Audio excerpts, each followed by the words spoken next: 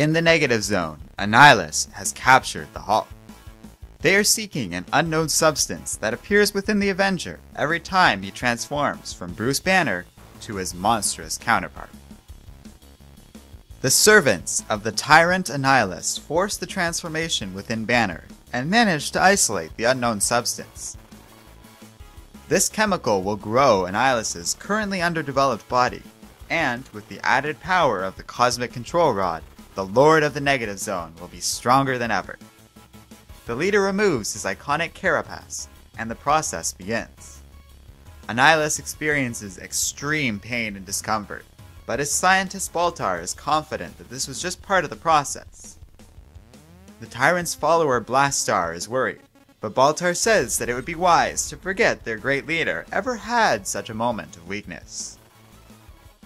Within moments, the process is complete, and an unarmored Annihilus rises, bigger and better than ever. With all eyes on the restored king, Pip the Troll is able to sneak in and remove the device that is keeping the Hulk docile. The Hulk wakes up, and Blastaar immediately knocks him off the tower to protect Annihilus. The Hulk is no longer needed by the forces of the Negative Zone, so the servants are ordered to attack the transformed Banner. In all the commotion, Pip was knocked unconscious and buried under some rubble. Using a set of jet boots, Blastaar and the Hulk do battle in the streets of the Negative Zone until backup arrives. But few are stronger than the Hulk, who is able to easily rip apart the Emperor's royal guard and drops an entire building on Blastaar. The Hulk stands victorious, but this is short-lived as he is suddenly approached by Annihilus. Wearing a new set of armor, the Lord of the Negative Zone is ready to stop the Avenger. But the Hulk has only one thought about all of this. Smash!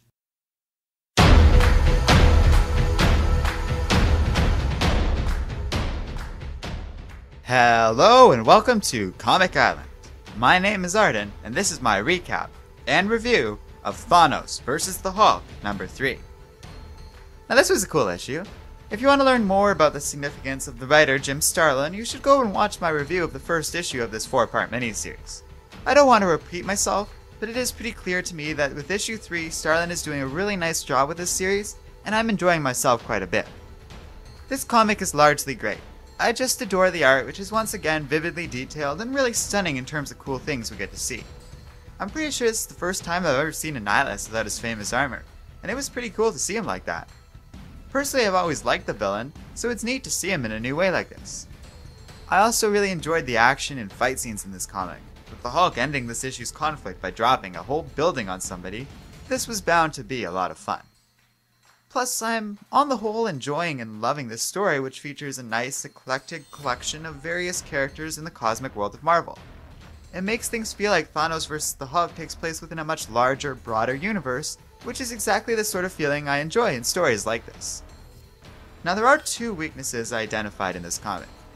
First, for a story with his name on it, Thanos is conspicuously absent in this issue, and I find that quite weird.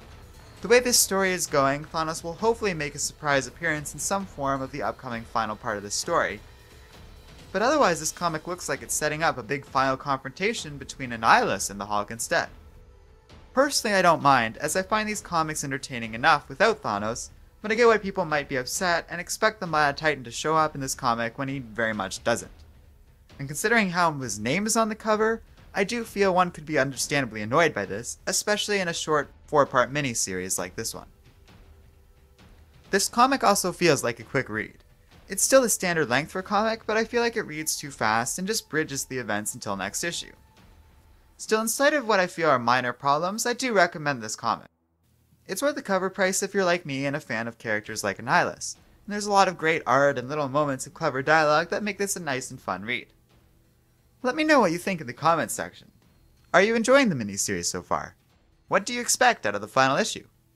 We also have a website, Facebook, and Twitter page, so you can stay up to date with our latest regarding our channel. And finally, don't forget to like, subscribe, and keep reading comics.